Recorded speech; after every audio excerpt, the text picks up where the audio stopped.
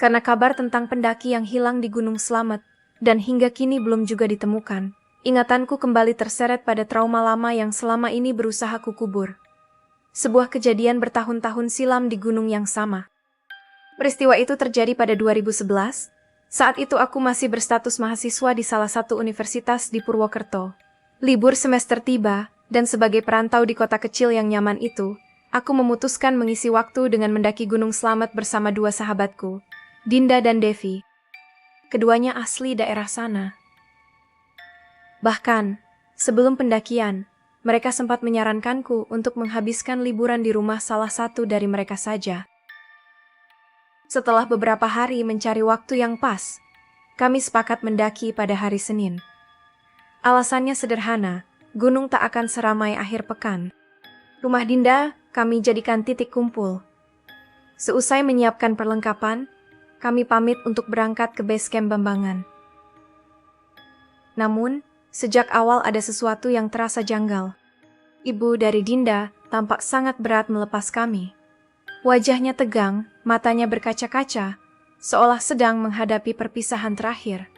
Ia memeluk Dinda erat, menciumi tangannya berulang kali sambil berucap lirih. "Maafin ibu ya, nak. Maafin bapak juga."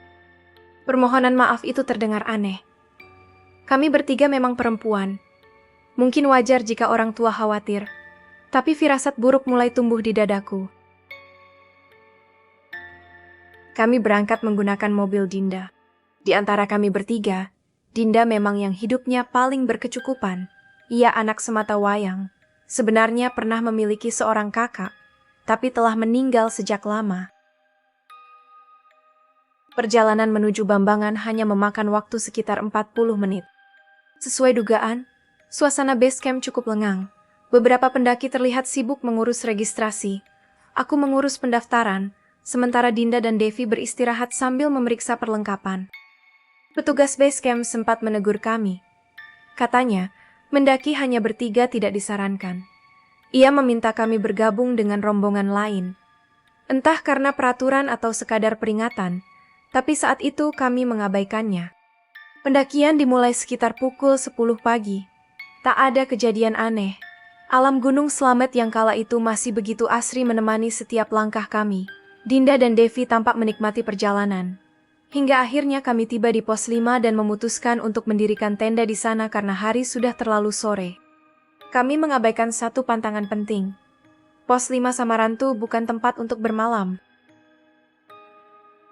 Singkat cerita, malam pun tiba. Malam itu, aku memasak air untuk menyeduh minuman. Dinda menata tempat tidur, Devi meracik minuman sachet. Saat kami tengah bercengkerama, terdengar suara gemelan sayup-sayup dari kejauhan. Kami saling menatap. Tak ada satupun yang berani berkomentar. Tanpa banyak bicara, kami masuk ke dalam tenda. Rasa takut membuat kantuk enggan datang. Hingga perlahan terdengar suara langkah mendekat. Bukan suara sepatu pendaki. Ini lebih berat, seperti hentakan binatang besar. Bukan manusia, itu yang kami yakini. Kami saling berpelukan, mencoba menenangkan diri. Lalu atap tenda terasa seperti dicakar dari luar, cakaran besar dan brutal.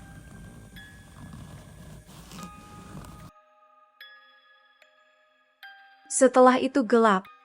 Aku terbangun di tengah sebuah desa. Sebuah desa yang mustahil berada di ketinggian seperti itu. Rumah-rumahnya tertata rapi, berpagar anyaman bambu. Orang-orang berlalu lalang, tapi pakaian mereka seperti dari zaman kerajaan. Para lelaki hanya mengenakan kain jarik sepinggang. Perempuannya berkemben, kain dililitkan ke dada. Wajah mereka samar, menunduk, seolah takut menatap siapapun. Suasananya hening, tapi aroma mistis yang pekat menusuk indera. Saat itulah aku sadar, Dinda dan Devi tidak ada di sisiku. Aku mencari mereka, berteriak, bertanya pada siapapun yang kulihat. Tak ada satupun yang menjawab dengan suara. Mereka hanya menunjuk ke satu arah, ujung desa. Aku berlari. Di sanalah aku melihatnya. Dinda terikat pada sebuah tiang pancang di tengah kerumunan warga. Tubuhnya lunglai, tak sadarkan diri. Dan Devi, Devi tergeletak tak bernyawa dengan kepala yang terluka. Sebelum aku sempat memahami apakah ini mimpi atau kenyataan, muncul seorang nenek tua. Kulitnya keriput, matanya tajam. Di tangannya tergenggam sebuah belati berlumur darah. Anak gadis ini, teriaknya sambil menunjuk Dinda, adalah janji yang akhirnya datang sendiri untuk kunikmati. Lalu ia menunjuk Devi. Yang ini hanya bonus. Aku berteriak, meronta, mencoba mendekat. Tapi warga desa yang sedari tadi diam kini menahanku. Genggaman mereka kuat, memaksaku menyaksikan neraka yang terjadi di depan mata. Lalu nenek itu mulai menusuk belati tepat di jantung Dinda. Teriakan Dinda memecah hening. Aku tak bisa berbuat apa-apa selain menangis dan berteriak histeris. Hingga akhirnya Dinda tak lagi bersuara. Nenek itu tertawa puas. Darah membasahi tangan dan wajahnya. Inilah bayaran, katanya. Jika manusia ingin kekayaan singkat dari kami. Air mata tak henti mengalir. Nenek itu mendekat, tersenyum mengerikan.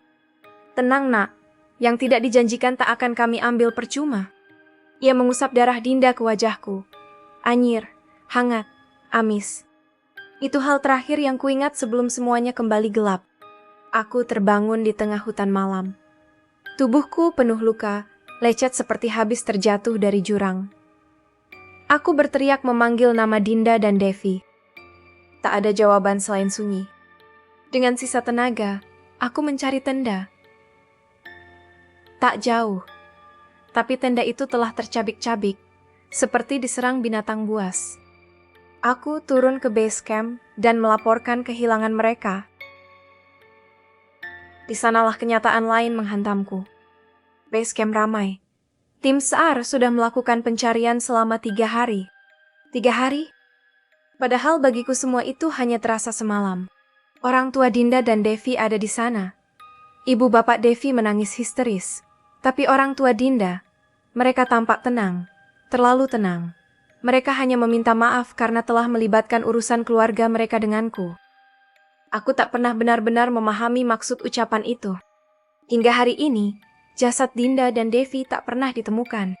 Aku sempat dimintai keterangan oleh polisi. Karena tak ada bukti dan alibiku kuat, aku dibebaskan. Namun ada satu hal yang terus menghantuiku. Orang tua Dinda adalah pihak yang paling menentang kasus hilangnya anak mereka dipublikasikan. Seolah mereka memang tak pernah berharap Dinda kembali.